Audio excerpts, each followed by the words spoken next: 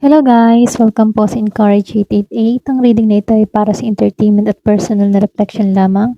So gamitin lamang yung mga mensaheng tumutugma sa iyong situation.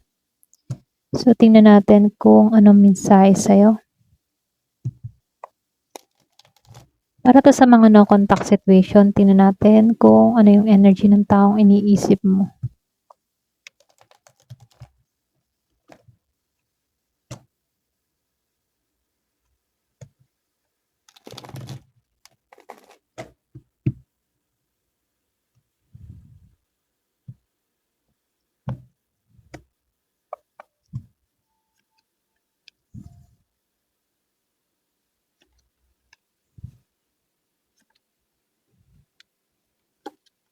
So dito no, meron ako nakikitang Pisces, Scorpio, Cancer. Meron ding Gemini, Aquarius, and Libra. Taurus, meron din Virgo, then Capricorn.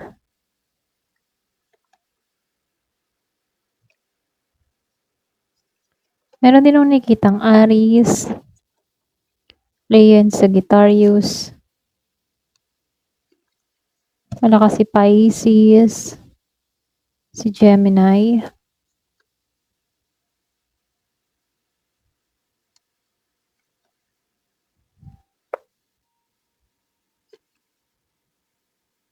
Pero halos lahat naman nandito. Okay?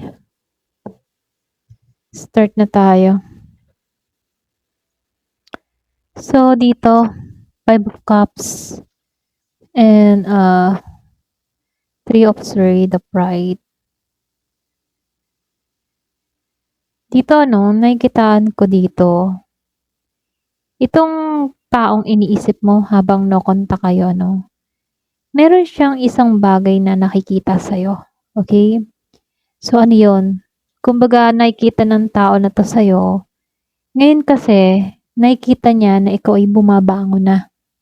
So, ibig sabihin, ngayon, hindi ka na, yung bagtipong, hindi ka na tulad ng dati na masyadong apektado sa no contact. So, ngayon, kita ng tao na to na parang nagiging okay ka na. Okay? So, ngayon ano, nakikita ka ng tao na to na unti-unti ka nang nakaka-moving forward or pwede rin hindi ka na nakatingin sa nakaraan. Okay? Dito sa 5 of Cups. Pero ganun pa man, ano, kahit hindi ka na nakatingin sa nakaraan, meron ka pa rin kirot na nararamdaman dito. Okay? Para bang may sakit ka pa rin na hindi mo pinapakita. So, ibig sabihin, alam niyang may sugat na iniwan yung no contact ninyo or yung connection ninyo. Okay? Kumbaga, no, nakikitaan ko dito, yung connection nyo, nagkaroon dito ng lamat, nagkaroon ng sugat, or pwede rin nagkaroon ng matinding bakas. Okay?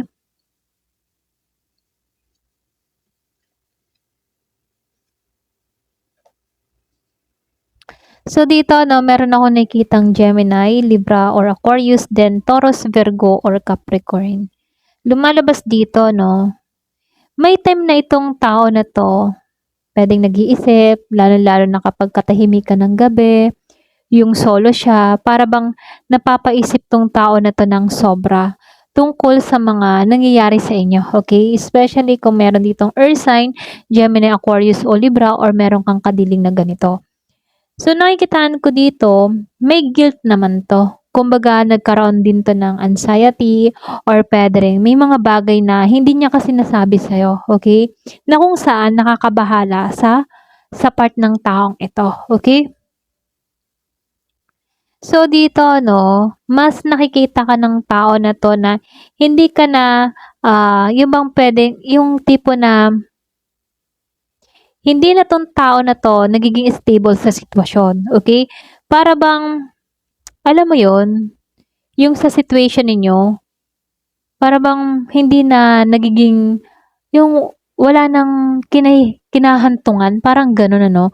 So, lumalabas dito, pwedeng alam naman ng tao na to na ngayon ano, naibigay, hindi niya naibigay yung security or consistency na kailangan mo before, ano. So, para bang may napagtanto-tanto 'tong tao na 'to. Ngayon niya naiisip na, "Ay, nagkulang ako sa kanya. Ay, hindi ko naibigay yung seguridad para sa taong ito." Okay. Parang gano'n yung iniisip ng taong ito sa'yo. Hindi ka niya na-secure.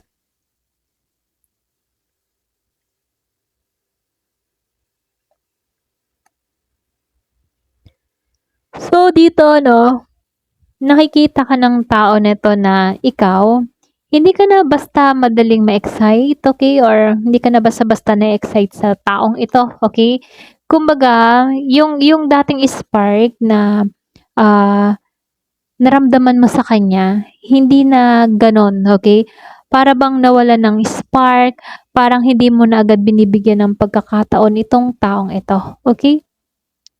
Gano'n ka niya din tingnan ano, parang wala na siyang puwang sa'yo, gano'n. So, dito 'no, nakikitaan ko dito, yung iba sa inyo, merong ditong tao na puwedeng or puwede ring ikaw ano, merong akong nakikitang umiwas na lamang sa drama, umiiwas or lumayo sa komplikasyon. Ayaw ng tao na 'to na ma-involve sa sitwasyon na maraming taong, nakikialam or mga third party, okay. Para bang itong tao na 'to umiwas na lang. Yung iba sa inyo puwedeng ikaw, ayaw mo ng may nakikisawsaw sa connection niyo, ayaw mong may nakikialam, ayaw mong may nakikigulo, kaya puwedeng yung iba sa inyo 'no, lumayo na lamang, okay. Kahit may nararamdaman ka sa kanya, puwedeng ikaw na lang ang nagpasyang lumayo.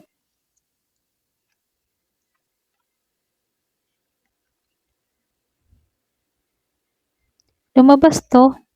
Meron akong nakikitang Taurus and fire sign, Aries, Leo, Sagittarius ano.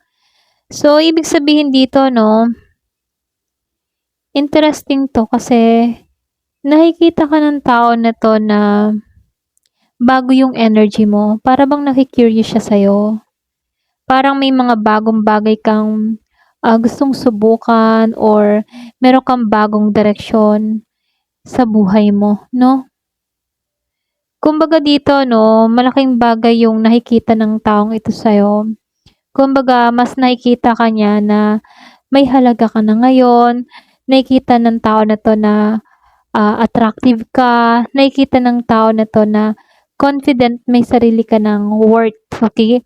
So, habang itong tao na 'to walang nangyayari sa kanya, puwedeng walang grow na nangyayari dito sa taong iniisip mo, then ikaw lumalago ka. Yung bang tipong kabaliktaran sa'yo, okay.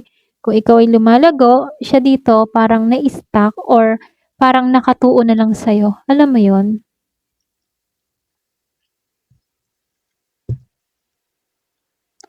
So, dito 'no, nakikitaan ko din dito, yung iba sa inyo nakikita ka ng tao na 'to na, alam mo yun, para bang hindi mo na lang pinipilit na magkaroon ng happy ending sa taong ito, gano'n. Kumbaga parang tinatanggap mong hindi lahat ng koneksyon, nauuwi sa masayang koneksyon or sa mga inaasahan mong koneksyon, parang gano'n. Para bang natanggap mo na rin sa sarili mo na may mga relasyon na hindi nagtatagumpay, may mga relasyon na nagiging okey at may mga relasyon na nabibigo, alam mo yun? Para bang tinanggap mo na lang kung ano yung, situation ninyo ng taong ito.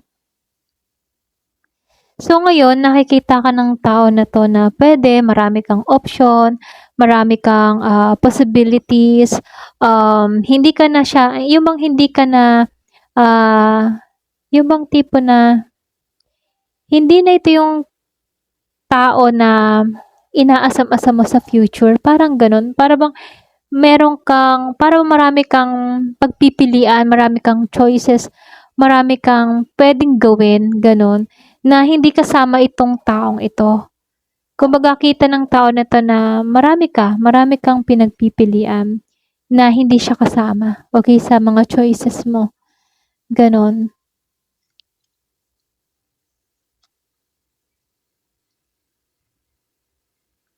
So dito 'no, nakikitaan ko rin dito, May energy dito na puwedeng, tinitingnan ka, pinagmamasdan ka, inoobserbahan ka mula sa malayo. Curious siya kung ano ba yung ginagawa mo, okey? Ano ba yung nangyayari? Ano bang bago ngayon sa'yo, okey? Para bang nakasubaybay pa rin siya rito 'no. Pero tingin ng taong ito sa'yo 'no, mas matigas ka na ngayon. Hindi ka na madaling kausapin or hindi ka na madaling lambingin tulad ng dati. May fear siya na baka malamig ka na or defensive ka na, okay? So, tinitingnan din ng tao na 'to, ano kaya yung magiging reaksyon nito sa akin, parang gano'n. Pero base sa naobserbahan niya sa'yo, masyado kang cold or feathering, hindi ka na tulad ng dati na may lambing pagdating sa kanya, okay? Para bang kita ng tao nito na, malaki yung pinagbago mo, hindi ka na tulad ng dati.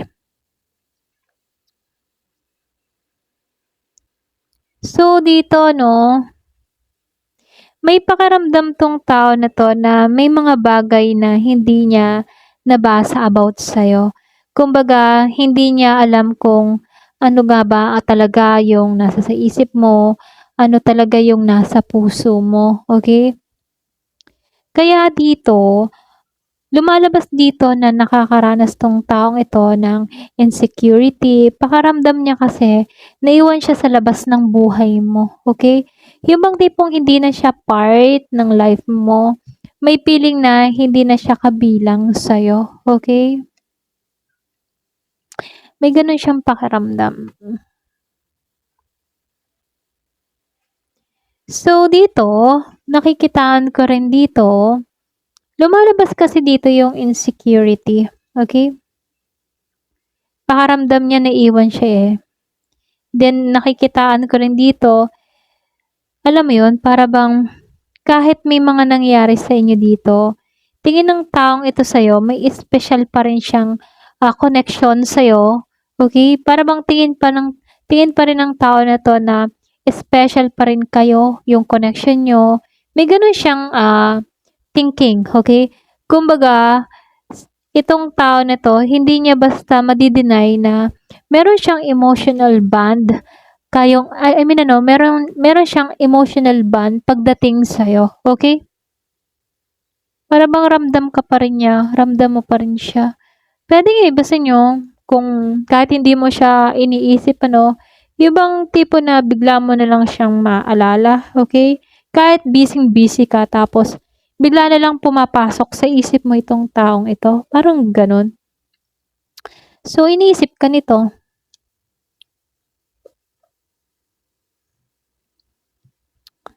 So, dito 'no, nakikitaan ko din dito, nakikita ka ng tao na 'to na meron kang mga bagong opportunity, bagong stability or puwede rin posible yung iba sa inyo kita ka ng tao na 'to na may bago ka ng karelasyon, okay?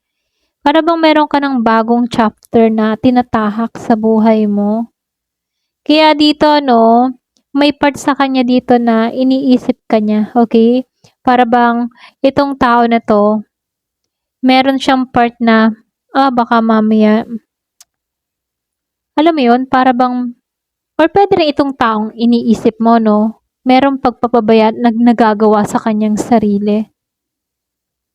Kumbaga ano, ayaw mo na rin kasing magbigay dito ng care or nurturing energy sa taong ito. Para bang nami-miss niya rito yon yung gano'ng, care mo, nurturing energy mo, yung pagiging mong maalalahanin sa kanya. Hindi ka na ano, hindi ka na gano'n ka-care sa kanya. Para bang naiisip ng tao nito na, hindi na siya tulad ng dati na kinakamusta ako, inaalagaan ako, mga gano'n ano. Kumbaga puwedeng ikaw nagbago ka na talaga, okey? Kita naman ng tao na 'to yung pagbabago mo na ginawa mo sa sarili mo. Pero dito 'no, ito yung ending, si Eight of Swords reverse. Nakikita ka ng tao na 'to na unti-unti ka ng nakalaya, gano'n. Kumbaga habang no contact kayo, napapansin niya na Hindi ka na kasing trap sa connection niyo gaya noon. Nakalaya ka na, okay? Or puwede rin yung iba sa inyo, para bang natutunan mo na lang din na palayain yung sarili mo, okay? So, habang wala kayong contact ng tao na 'to, nagkaroon ka ng sarili mong mundo. Yung iba sa inyo nagkaroon ka ng sarili mong mundo, nakita mo yung value mo, nagkaroon ka ng kalayaan, okay? So, masasabing hindi lang 'yan, nakikita kung talagang naka-move on ka, pero base sa nakikita niya sa'yo through social media or online nakikita niya na mas nagiging valuable ka na at mas nakikita niya na very independent ka na, okay? Independent habang wala siya, okay? Ayun lang. So, hanggang dito na lamang po. Thank you for watching. Love and peace.